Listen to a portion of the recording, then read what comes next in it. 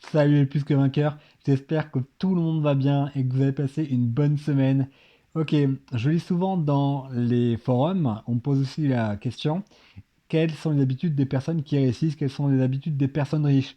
Alors parmi ces habitudes, il y en a plusieurs, mais celle qui me vient à l'esprit, c'est se lever tôt le matin. Se lever tôt, ce n'est pas 6 heures ou 7 heures du matin, mais même 5 heures du matin, plutôt 5 heures. Et c'est notamment s'entourer de personnes qui investissent leur argent, c'est en s'entourer de personnes ambitieuses. Et d'ailleurs, on dit qu'on est la moyenne des 5 personnes qui nous entourent. Il faut bien y réfléchir.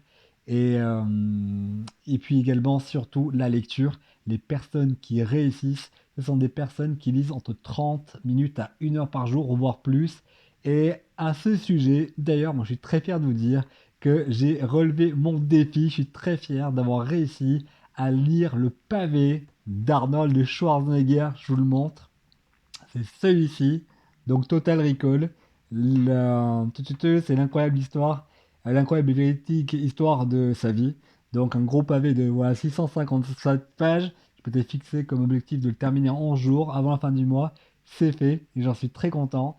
Et je vous montre un autre livre que j'ai lu dans la première quinzaine du mois. C'est celui-ci, donc Grande Cardone, Quand Obsession rime avec passion. J'ai pris beaucoup de plaisir à lire ces deux livres. Alors, c'est deux autobiographies de personnes qui sont parties de zéro, de rien. Grant Cardone était même alcoolique à 25 ans, en dépression, et puis il a suffi de faire la bonne rencontre pour, pas pour décoller, pour sortir de cette difficulté.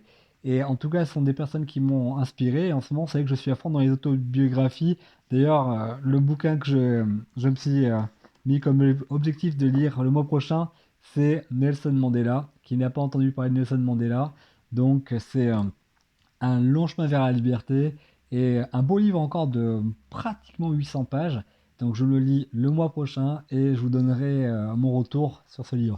En tout cas, pour revenir sur le bouquin de Schwarzy, on n'aime peut-être pas forcément le personnage et ses idées, mais en tout cas, moi ce que j'ai beaucoup apprécié, c'est que ce jeune paysan australien, autant pour moi, autrichien, est parti de rien, il est arrivé aux États-Unis et il avait ce rêve de devenir Monsieur Univers, donc il était à fond dans le culturisme. D'ailleurs, c'est le plus grand champion de culturisme à ce jour, puisqu'il a été Monsieur Univers 6 fois de mémoire, 4 fois Miss Olympia, puis il a obtenu de nombreux titres.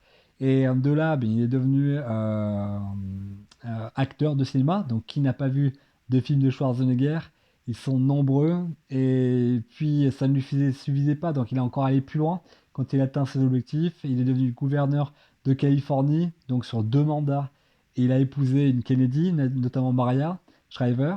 Et voilà, en tout cas, c'est deux livres que je vous recommande vraiment. Et Grant Cardone, c'est pareil, on n'est peut-être pas fan de ce personnage, mais les outils qu'il nous donne dans son livre pour réussir à atteindre le succès et à atteindre la liberté financière, enfin voilà, c'est deux livres qui m'ont beaucoup inspiré et je vous donnerai les liens en description.